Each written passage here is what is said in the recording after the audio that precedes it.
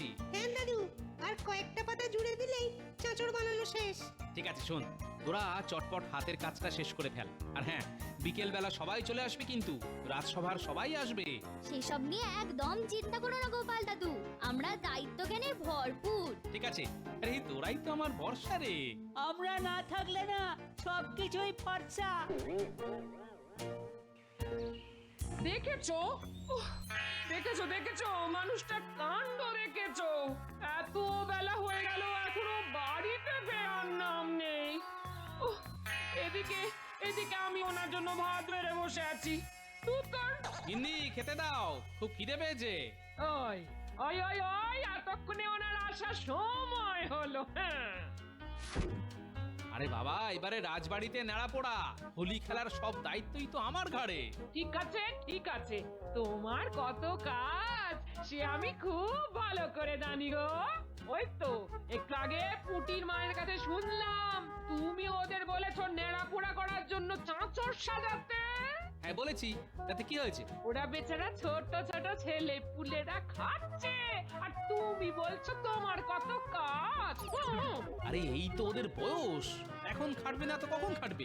আমি ছোটবেলায় তো একাই খাটাখাটনি করতাম, আমার বন্ধুদের কোনো কাজে হাতই দিতে হতো না। এত খাটতে যে তার ফল তোমার ভুঁড়িতেই প্রকাশ পাচ্ছে গো।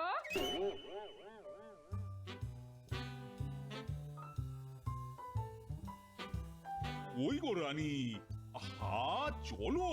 এই দেখো, আর কত দেরি করবে বলো তো? রাজবাড়ির মাঠে এতক্ষণে তো সবাই চলে এসেছে। আরে দাঁড়ান দাঁড়ান, এই তো হয়ে গেছে হয়ে গেছে। রানী, যাচ্ছি তো নেড়া পোড়া দেখতে, এমন সাজছ মনে হচ্ছে যেন নতুন বউ দেখতে যাব। চলুন চলুন। চল চল চল চল।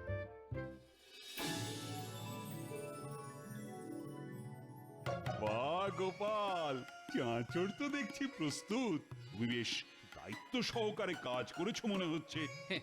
এই সবই মহারাজ আপনার আশীর্বাদ আর আমার ছোট ছোট নাতি নাতনিদের সহযোগিতায় সম্পন্ন হয়েছে। বাহ বাহ বাহ, বেশ বেশ বেশ। তা সবাইকে দেখছি, কিন্তু মন্ত্রীকে তো দেখছি না। মন্ত্রী মশাই এখনো এসে পৌঁছয়নি মহারাজ। ও কাজে আসতেও এত দেরি? প্রহরী, আজ্ঞা করুন মহারাজ। তুমি এক্ষুনি মন্ত্রীকে ধরে নিয়ে এসো, আর যদি না আসতে চায় তাহলে বেঁধে নিয়ে আসবে। যথাজ্ঞা মহারাজ। মহারাজ, আমার মনে হয় আপনি যেহেতু হোলি উৎসবের সমস্ত দায়িত্ব আমার উপর দিয়েছেন, তাই মন্ত্রীমশাইয়ের অভিমান হয়েছে। ওসব মান অভিমান আমি কিছুই বুঝি না। সবাই মিলে একসাথে এবার আমরা হোলি উৎসব উদযাপন করব।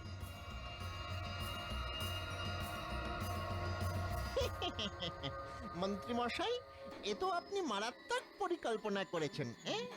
যা, এবার চটপট বেরিয়ে পড়, যেটা আনতে বলেছি ঝটপট নিয়ে আয়।